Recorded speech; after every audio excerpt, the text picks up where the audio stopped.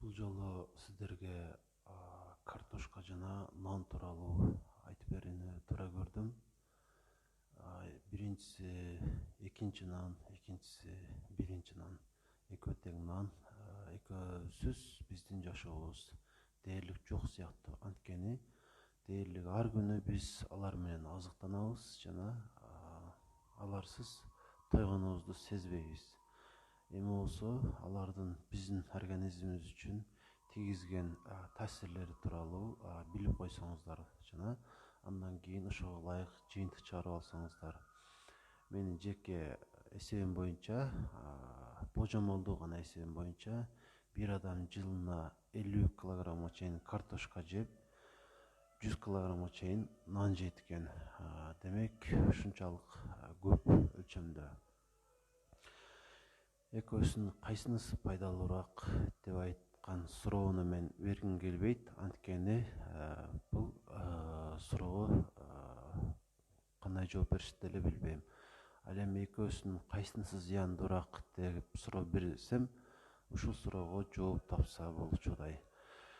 Экөөсүнүн ичинен картошка зыяндуураак деп айткым келет. Анткени анда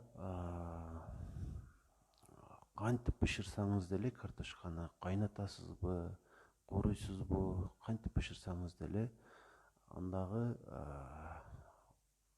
глюкоза, организмдеги глюкозаны көтөрүү мүмкүнчүлүгү ушунчалык жогору болуп кетет. Дээрлик 100%га чейин көтөрүлөт. Демек, бул сизди биринчи орунда семирүүгө алып барат. Семиргенден кийин адам салмагы көбөйгөндөн кийин ичи чыгат, боорун май басат жана башка өтө чоң зыяндуу нерселер пайда болот. Зат алмашуу дагы начарлап, акыры кант диабетине чейин алып барышы толук мүмкүн. Картошканын чийкисин жейин десеңиздер болсо, сиздерге чектөө жок. Анткени чийки картошка сиздерге зыян бербейт. Бирок мен ойлойм, мындай кадамга эч ким барбайт. Анткени анын даамын кандай экенин билбесеңиздер деле андай кылбайсыздар. Ал эми нан тууралуу айта турган болсом, албетте нансыз элестетүү кыйын жашообузду. Бирок анын бизге пайдасы аз болсо дагы бар болгону менен зыяндары дагы ошончолук.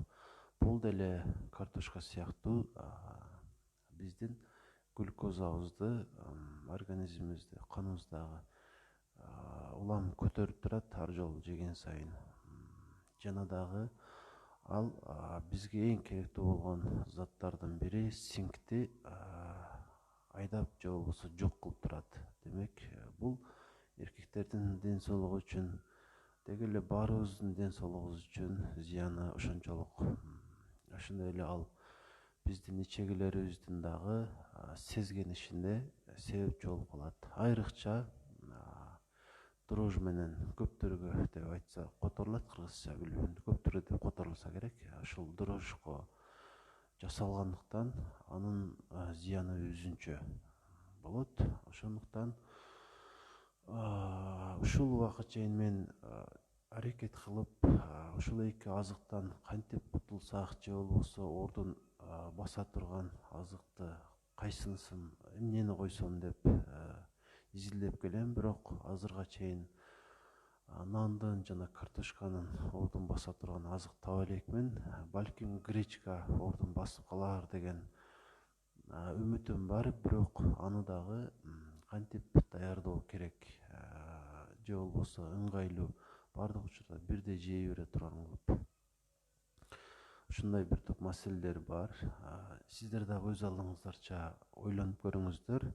Нанды жана картошканы жебей коюу үчүн ордуна эмнени колдонсо болот? Балким сиздерде жакшы ойлор чыгып калар.